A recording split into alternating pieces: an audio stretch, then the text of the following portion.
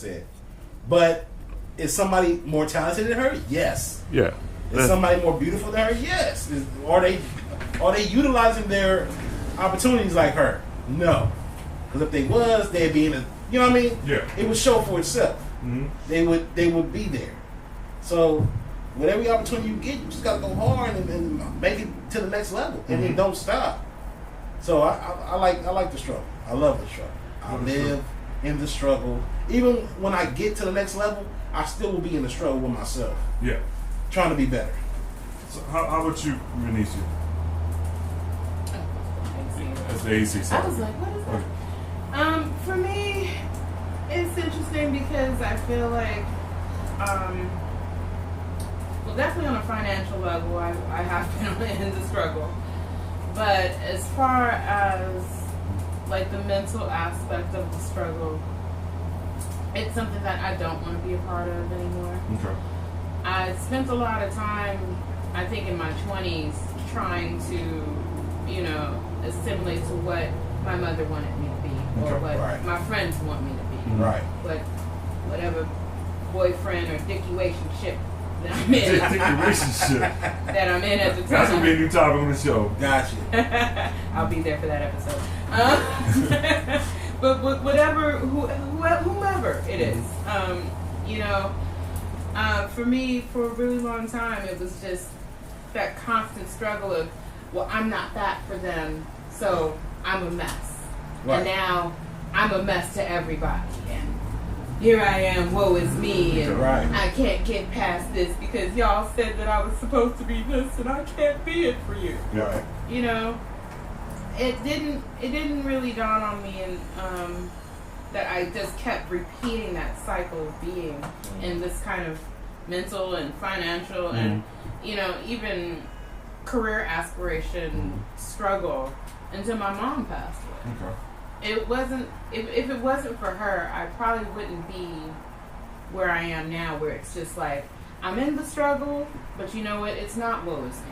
Right. And it's okay to be in this struggle because I'm not going to be here for a very long time unless I choose to stay here. Okay. You know what I'm saying? I mean, even in, like, you know, my current relationship, or not relationship, it's kind of the same thing. I went around being like, well, woe is me, you know, like, because this marriage is bad, but at the same time, it's like, you know what, at least I tried. Exactly. And, you know, I'm growing from that. And I don't have to sit up and say, like, well, I'm struggling in this relationship. Right.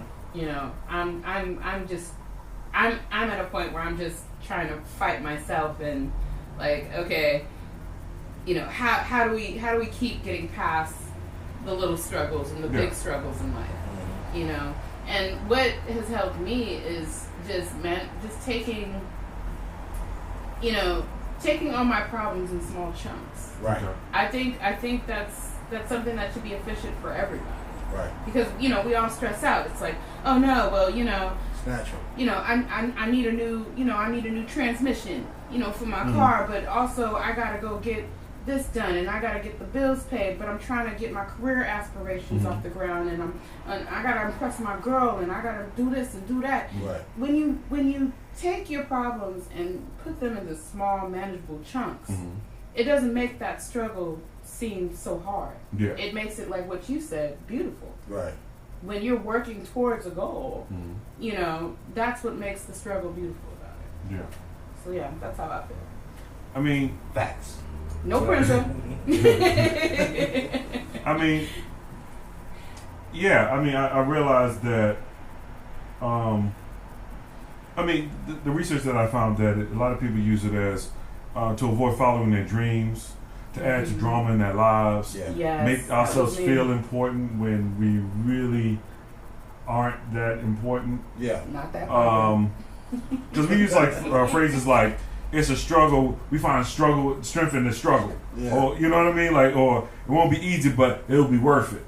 And the thing is, we focus on the struggle and not knowing that. I mean, I bumped into a new quote, and I talked about it on the last show, and the quote was, "If it's only opportunity if there's gain.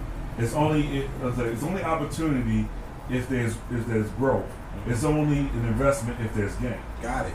And I think that's my quote for the season, my personal season. Yeah. Every season I have a personal quote that I follow. Got it. And it made me rethink everything and think, okay, what am I investing in, and am I getting something out of it? What are the opportunities that are in front of me, and I'm moving towards those. Right.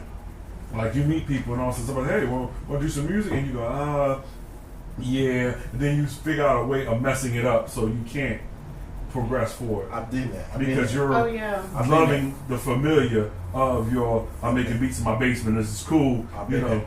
Yeah, and the thing is, I write a lot of these topics for myself because the thing is, I find that talking about things provides growth. Right. Yeah. But I didn't know that other people feeling the same thing. Definitely. Yeah. You have to recognize that, like, I think a lot of times, you know, especially in the time of social media, we find ourselves just like, oh man, we see our homies like in Jamaica, and we see, you know, sis have baby girl and all this other stuff. Yeah. And, you know, you kind of want those things. And it's just like, but at the same time, you're not realizing, like, they go through the same struggles that you do.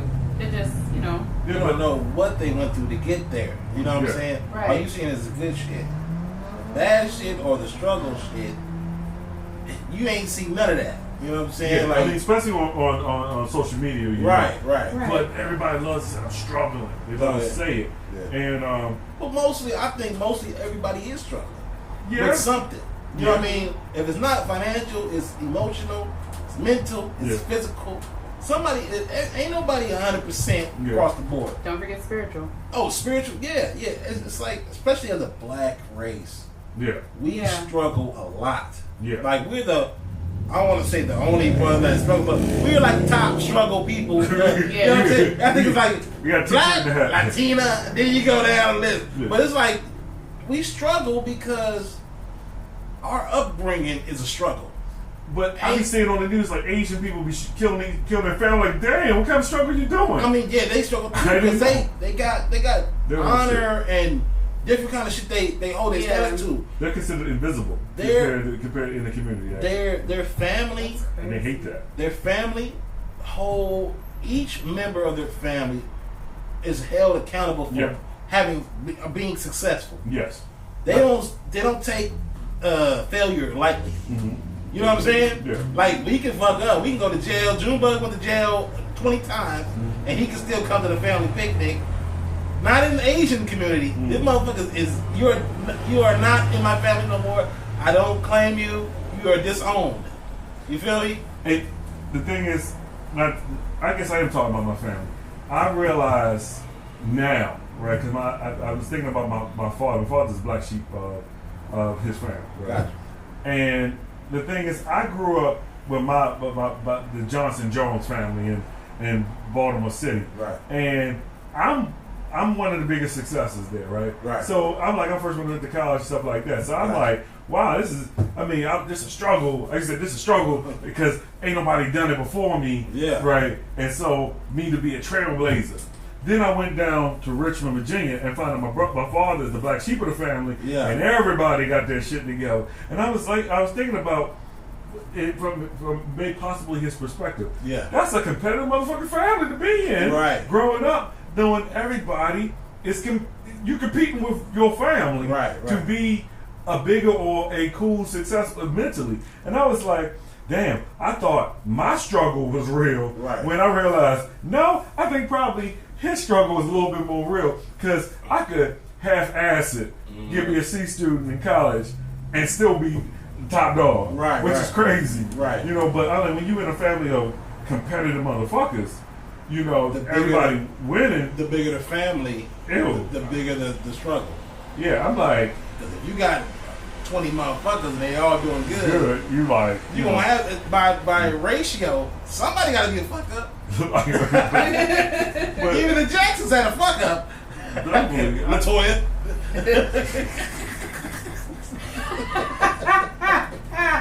Hey, don't sue me, okay? We just talking. Okay? We thinking real. Let's keep it real. Goes wrong. This is the way we talk. Let's keep it real. I'm sorry. Her nose alone put her outside of that family. But no, I mean, this is something we definitely I'm gonna bring back in I'm definitely going to bring this back into another show because some subjects are so good that we gotta really talk it all out. night on this. We can talk all night on the struggle, man. Yeah, I just noticed that about myself that you know what, I want to see something new. The fact that in LA you can't get bored, but you can't allow yourself to get bored in loving the struggle of this position. And so I realized something. Like you said, you want notoriety, right? Me, I want respect. I guess that comes with notoriety. Yeah, I want respect of, oh, that's what he do? Oh, okay, he cool. We cool with that. I'm like, I ain't gotta be the flies. Right. And I'm like, oh, he do that? Right. He do that? Okay, cool. And the thing is, I also realized that I was working on this set one time, and I always thought that if I go and get into like industry shit, get into like working for a television show or something like that, I would forget myself, my own dreams and shit like that. Right. And I learned something the day of the show. That I did all that work and shit like that. But then when I went to my room, because we had hotels and stuff like that, I was like on fire with my writing. I was like, oh shit, I could really do both. Yeah. Right? And so, because on this level, I'm like, I have my shitty job. They pay me enough to not quit. Right. Right? It pisses you off to motivate you to write and at the same time not quit. Right. And at the same time, I'm like, okay, I'll take that energy, and then this balances that energy a lot that forces me to have a limited amount of time so I can write. And I always thought that was just the personal dynamic of what I'm supposed to be doing. Right. But I'm still on the same level because I became familiar with that feeling of lacking or not having. You have to come to terms with it. And so, I mean, I'm not old as shit, but everybody, you need to check yourself when it comes to that. Am I self-inflicting my own struggle on myself? Right. And if I am, is it a way out? And I realize I'm always going to have conflict because I need it in order to write. See, I think like as an artist, everyday life inspires your art. You know what I mean? You have to live. If you're an artist, you have to live your everyday life. Okay. Whether interacting with people, going to work, whatever. You cannot close yourself all off to the world and create because you get inspired by other people or other situations. I mean, I ain't gonna lie. I get inspired by being pissed off. But how do you pissed off is motivation. But look, I love it. Do you piss yourself off or do other people piss you off? Other people piss me off. Okay, so you need that. I need that shit. You need that. Like literally, people are like, you know, I'm a good person. Some people, honestly, I can say some people resonate off of love. Yeah. Right. Yeah. I don't. When I'm happy and shit, I'm not motivated to write. I'm just motivated to stay in this world. Yeah, kind of like this lucid dream state. That negative energy was like, oh motherfucker, my ass is on fire. I gotta move. Yeah. Because I'd be like, you know what? I'm just charging up my fuck you. Yeah. And I was charging up my fuck you. So one day I'm going to unleash that fuck you. Right. It's been on the charger for like 10 years. I can't wait to unleash that fuck you. Fuck you to the point that it hits you and you just like, ooh, moves you back. Right. So I'm charging my fuck you up for a couple of people at my job. Got it. So if you're watching, I know what I'm talking about. Be on the lookout. Yeah. But as a writer, my writing gift, like I get my best ideas if I'm out. Yeah. Like I can catch the bus and I can write, like, cause I'm seeing shit. Yeah. Shit is pinging off my fucking brain. It's like, okay, you know, words are coming. Like, if I'm closed off in a room, I say I'm gonna just do beats. I'm gonna just work on this song. My shit is shut down to them walls. You feel me? Like the shit is not. It's not flowing. But if I'm in a car and I go to the beach and I'm watching the waves, people are walking and jogging, and shit is moving. Then shit start flowing for me. Okay. You know what I'm saying? If I'm interacting with people, like I'm working on a project right now, Halloween King. I'm trying to drop that at the end of this month. I've been working on like 6 or 7 songs. When I first started it, it took me a minute to get it rolling because I just dropped the project in July. Okay. So I'm like, I gotta kickstart myself. I'm riding off of this success or this project. Like I gotta switch gears. Yeah. So and get to another project, or I'm gonna be complacent. Yeah. So I'm like, fuck it, kick my own ass. Let's go. Okay. I need to do something. I'm feeling it. It's stirring up. Halloween, untapped market, everybody fuck with it. Nobody have ever coined it or, you know what I mean? Yeah. So I'm like, fuck it, Halloween King, I'm gonna do it. And I'm gonna drop something every Halloween. Okay. I've been working on these songs, and as I'm writing, it's becoming difficult to write by myself. Mm-hmm. I thrive off of people anyway. Okay. I thrive off of the collaboration. Okay. So it's like when you're an artist, you have to allow yourself to live, allow yourself to experience, go out, see the world, and come back. Like you said, when you came back on the set, that's probably what you saw on the set. People moving and lights, camera, action, motherfuckers doing their shit, and you like, shit, this shit is moving. I got some shit that I need to get moving. You feel me? I mean, I felt like I want to see my shit like that. Exactly. I want to see my shit like that. That's that all. shit ignited you. I Ignited wanna that fire. Had you not been there, would you still have that same fire? Yeah. You think so? I don't get writer's block. But I'm saying that same fire, like that experience ignited that fire. That's what I'm saying. The experience ignited the thought that I could do both. Because before I had the thought that you can't do both. Right. You got to be. I see so many people in the industry.